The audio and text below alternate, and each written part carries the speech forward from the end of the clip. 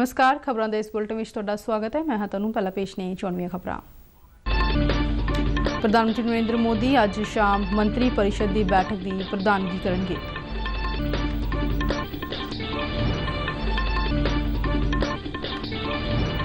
Uniform civil code के मुद्दे ते संसद की स्थाई कमेटी की मीटिंग अज नवी दिल्ली विच।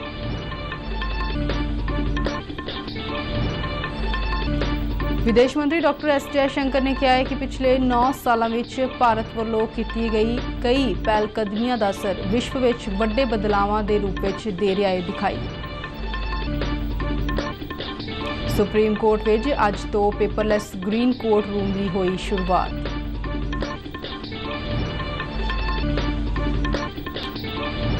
भारतीय शेयर बाजार में तेजी नाल रुझान जारी। सेंसेक्स पहली बार 65,000 के आंकड़े तो पार।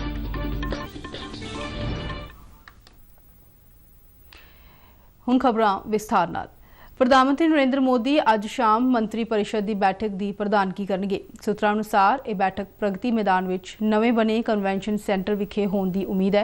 केंद्रीय मंत्री परिषद की यह दूजी बैठक है। इस तो पहली बैठक जनवरी में आम बजट पेश होने तो पहला हुई सी। यह बैठक 2024 दी लोक सभा चोणां लई पार्टी की रणनीति ते चर्चा करने लई बुलाई गई है। जुलाई 2021 में मोदी कैबिनेट में वड्डा बदलाव होया है।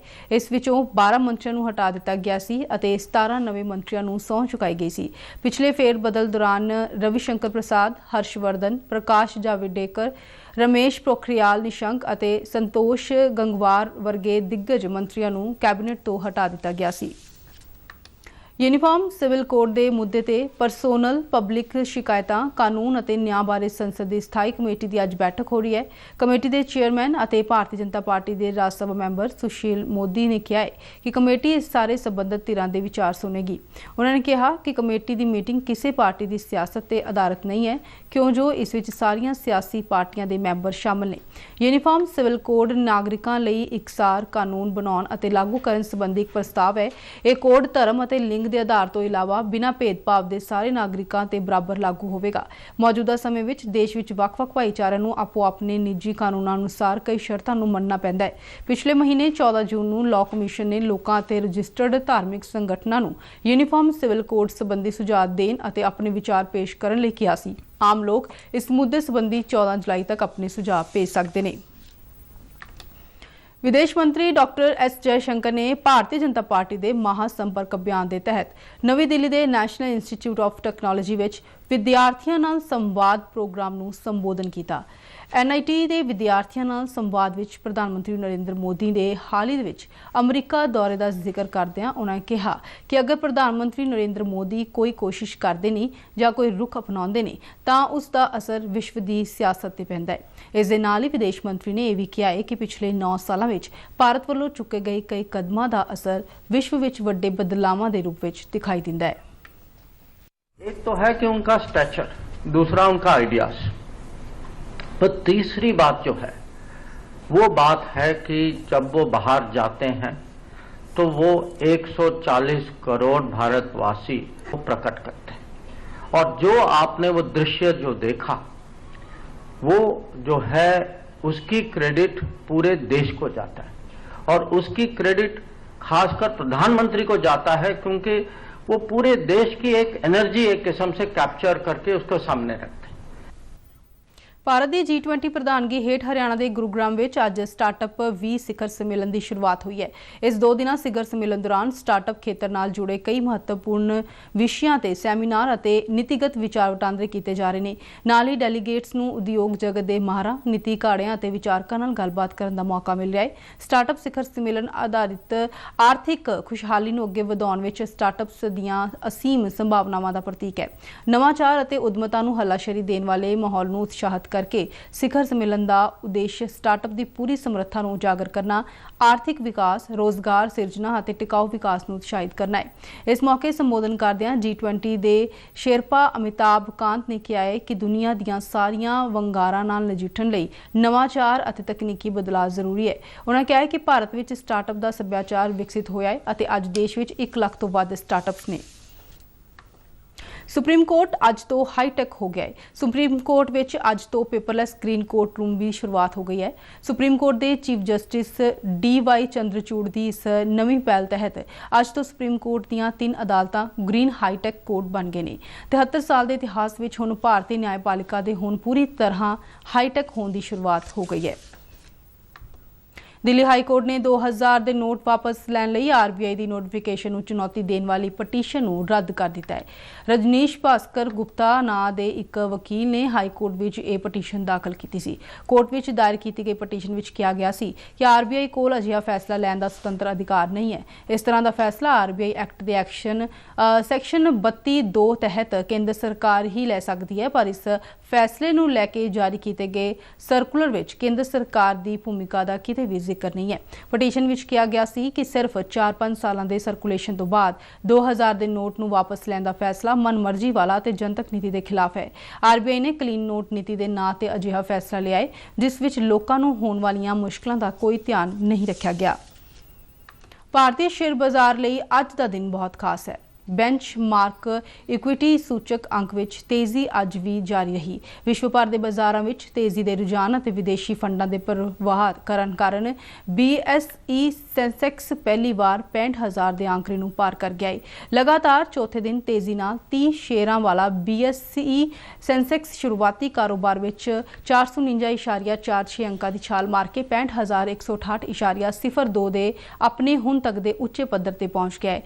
NSE निफ्टी 128.95 अंक चढ़ के 19,318 के अपने उच्चे स्तर पर पहुंच गया है। इस दौरान एशियाई बाजारों में सियोल, टोक्यो, शंघाई और हांगकांग हरे रंग च कारोबार कर रहे हैं। शुक्रवार को अमरीकी बाजार भी उच्चे पद्धर ते बंद हुए सन। भोलेनाथ के जकारे नाल पवित्र श्री अमरनाथ की सालाना यात्रा सुचारू ढंग नाल चल रही है। अज इसका तीजा दिन है। पिछले 2 दिनों में 12,000 तो वध श्रद्धालु बाबा बर्फानी के दर्शन कर चुके हैं। यात्रा के तीजे दिन अज सवेरे जम्मू तो 4,150 यात्रियों का चौथा जत्था रवाना होया। श्रद्धालुओं में यात्रा को लैके बहुत ही उत्साह देखने को मिल रहा है। अगले 2 महीने तक चलने वाली इस यात्रा को सुचारू ढंग नाल चलाउण लई जम्मू कश्मीर के नागरिक और सुरक्षा संस्थानां ने सुरक्षा के व्यापक प्रबंध किए हैं।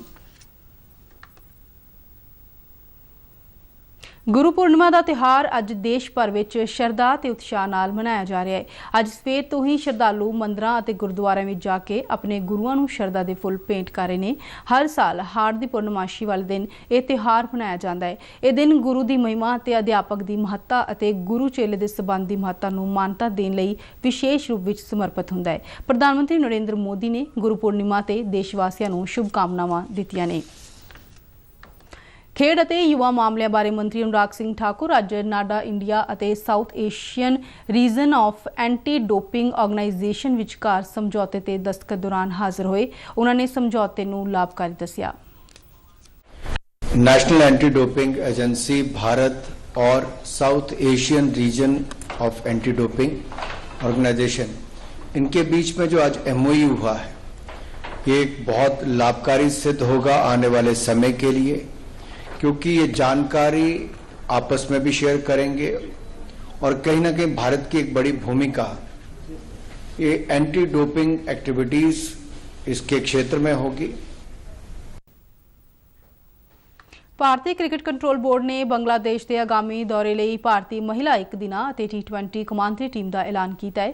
BCCI ने कहा है कि मीरपुर के शेरे बंगला नेशनल क्रिकेट स्टेडियम में 3 1 दिना और 3 T20 मैच खेडे जाएंगे। हरमनप्रीत कौर दोवां फार्मेटां विच टीम की अगवाई करेगी, जबकि समृति मदाना दोवां फार्मेटां विच उप कप्तान वजों खेडेगी। दौरे की शुरुआत 3 मैचों की T20 लड़ी नाल होवेगी और पहला मैच 9 जुलाई को खेडा जाएगा। दूजा ते तीजा मैच 11 ते 13 जुलाई को होवेगा। 2 दिनों के ब्रेक तो बाद 3 मैचों की 1 दिना लड़ी 16 जुलाई को शुरू होवेगी। दूजा मैच 19 जुलाई और तीजा 1 रोज़ा मैच 22 जुलाई को खेडा जाएगा। खबरों के बुलेटिन सारे दर्शक RNU DDK जलंधर के YouTube चैनल, फेसबुक पेज और ट्विटर हैंडल से भी देख सकते हैं। बुलेटिन के आखिर में चौनियां खबरें एक बार फिर तो। प्रधानमंत्री नरेंद्र मोदी अज शाम मंत्री परिषद की बैठक की प्रधानगी करेंगे।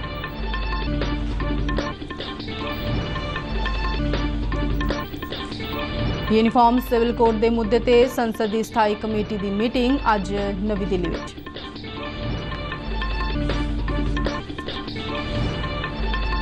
विदेश मंत्री डॉक्टर एस जयशंकर ने कहा कि पिछले 9 सालों में भारत वालों कीतियां कई पहलकदमियां का असर विश्व में वड्डे बदलावां के रूप में दे रहा है दिखाई। सुप्रीम कोर्ट में अज तो पेपरलैस ग्रीन कोर्ट रूम की हुई शुरुआत।